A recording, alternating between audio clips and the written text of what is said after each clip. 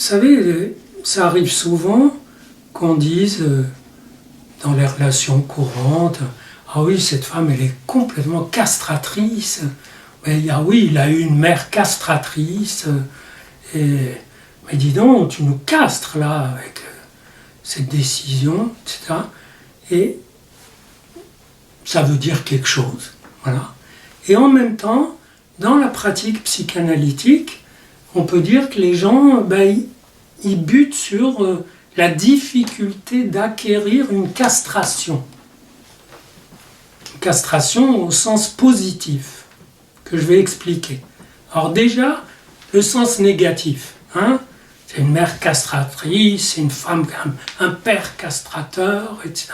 Ça veut dire qui s'oppose à votre désir. C'est ça le sens direct. Qui vous coupe de votre désir. Voilà, vous dites, tiens, il fait beau, on va aller faire une balade. Il dit, non, on va pas faire. D'ailleurs, tu n'as pas vraiment envie de faire une balade. Moi, je te propose, on va d'abord faire les courses, puis demain. Mais non, j'ai envie de faire une balade, là, aujourd'hui. Mais non.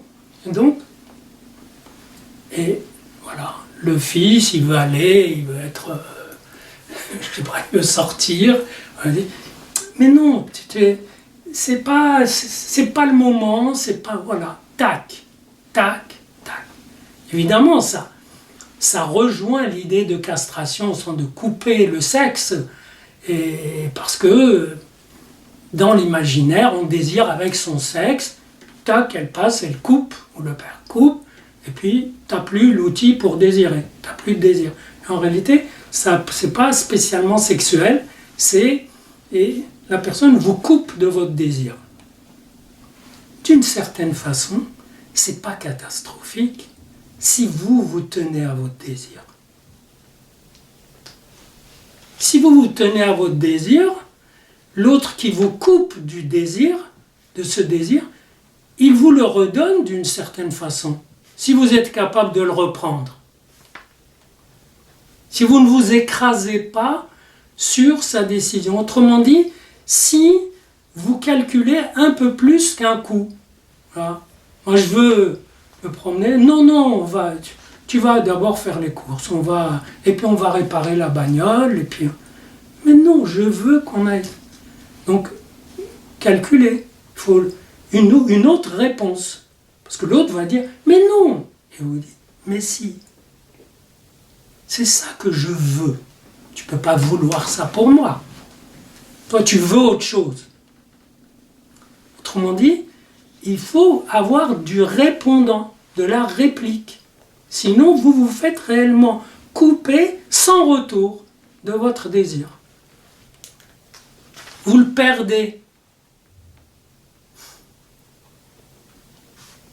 Si vous n'avez pas de reprise au sens d'un moteur, on l'étouffe et puis tac, il relance et il repart.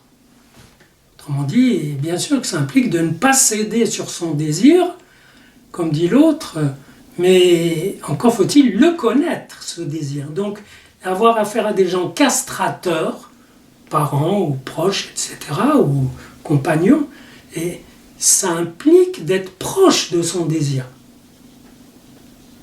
Et de le connaître, de l'approfondir, de faire la place aussi du petit désir de pas grand-chose. Et si vous perdez ce désir de cette promenade, puis de ce truc, puis cet autre petit truc, vous perdez l'élan même du désir. Alors, quel rapport avec la castration qui est en jeu dans la psychanalyse ? Vous savez que dans la psychanalyse, on distingue différents types de castration, mais en fait, ce sont des exemples. Par exemple, on dit, il y a la castration orale, c'est-à-dire le nourrisson, il tète. La mère, il y a un moment, il faut le sevrer, couper. C'est comme si on coupait le sein. D'ailleurs, dans certaines langues, on dit, elle lui a coupé le sein. C'est-à-dire, elle l'a retiré. C'est une coupure que la femme elle-même ressent. Souvent, c'est elle qui est sevrée. Parce qu'elle prenait du plaisir aussi à lui donner. Et lui aussi est sevré. C'est comme si on faisait une coupure qui érotise les lèvres de l'enfant, qui fait que ça vibre, qu'il voudra déguster d'autres choses, qu'il voudra embrasser. qu'il voudra jouir oralement. Donc sans cette coupure, il a la bouche comme une ventouse sur l'objet, qui peut être le sein de la mère, qui deviendra autre chose. Il sera toujours dans la pure jouissance, avec ce qu'elle a d'identique à elle-même. Tandis qu'avec une coupure, voilà. On parle aussi de la castration anale. L'enfant peut prendre trop de plaisir à rester dans le pot longtemps, etc. Puis à un moment, on dit, bon, maintenant, ça suffit, tu iras au WC, voilà, on tire la jambe, on lui apprend à être propre, coupure, et ça lui laisse un certain érotisme anal, qui sinon, ça veut dire que ça érotise le sphincter, et c'est très important. L'anus, c'est un lieu extrêmement important pour se prendre appui. Vous voyez, certaines respirations ne peuvent se soutenir qu'avec un anus qui fonctionne bien, qui n'est pas dans le laisser-aller, quoi.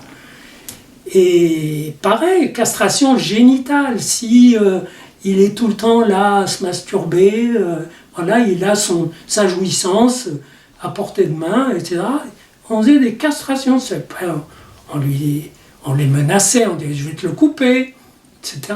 Des fois c'était terrifiant, mais l'idée c'est de le couper de cette jouissance pour ouvrir le désir. Voilà.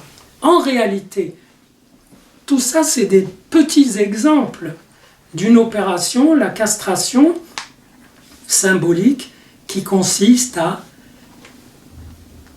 être entamé dans son désir total, être entamé par une limite et intégrer cette limite.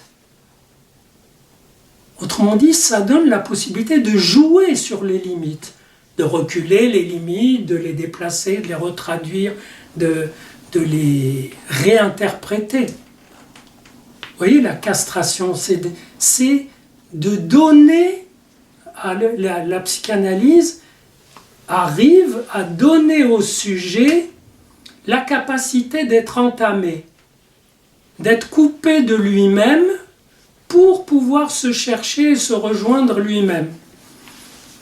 Donc de ne pas être une boule d'exigence jouissante totale. Ben, figurez-vous que c'est pas facile à acquérir, parce que certaines femmes, des petits bouts de chou, on dit tout modeste, etc. Mais non, dans leur tête, elles sont la totalité féminine. Il n'y a pas d'autres femmes. Et ben, dis donc elles butent sur quelque chose qui va les couper de cette plénitude, qui va les faire accéder au désir partiel, ou plutôt au caractère partiel du désir. Et c'est ce qui fait que le désir a une force totale. Ce qui fait la puissance du désir, c'est sa capacité à être partiel, à jouer des partitions et à se couper de lui-même pour se retrouver autrement. Alors vous voyez comment ces deux sens, positif et négatif, peuvent communiquer. C'est-à-dire que finalement, des gens qui sont castrateurs, ils vous défient de retrouver, à partir de cette limite brutale, injuste, stupide, de retrouver un autre rapport plus juste et plus intelligent à la limite.